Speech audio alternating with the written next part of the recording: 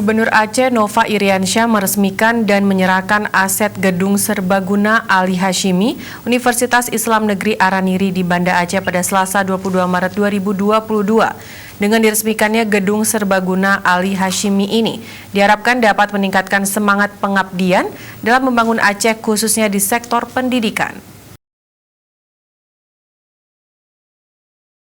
Gubernur Aceh Nova Iriansyah menegaskan pembangunan sektor pendidikan di Aceh merupakan satu di antara prioritas pembangunan Aceh, sesuai dengan amanah dokumen Rencana Pembangunan Jangka Menengah Aceh tahun 2017-2022 yang merupakan penjabaran dari visi dan misi serta 15 program unggulan Aceh hebat yang dicanangkan.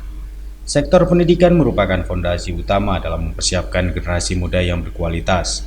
Melalui pendidikan, generasi muda Aceh akan menjadi pribadi-pribadi yang cakap, religius, kreatif, inovatif, bekerja keras, dan berdaya saing, serta memiliki karakter keacehan yang kental.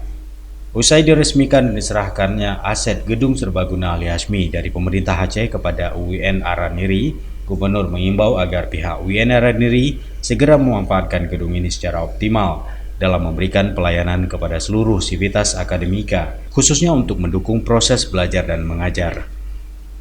Pengerjaan rehabilitasi gedung serbaguna Ali Hashimi ini, pemerintah Aceh telah mengalokasikan anggaran sebesar 6,2 miliar rupiah pada tahun anggaran 2021. Beberapa item pekerjaan yang dilakukan diantaranya pekerjaan arsitektur, penguatan struktur beton dengan beton komposit, dan pekerjaan pondasi bangunan pendukung gedung serbaguna Ali Hashimi.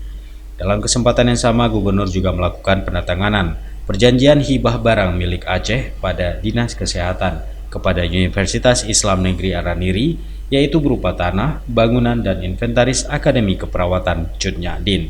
Dari Banda Aceh, Tim Liputan Aceh TV melaporkan.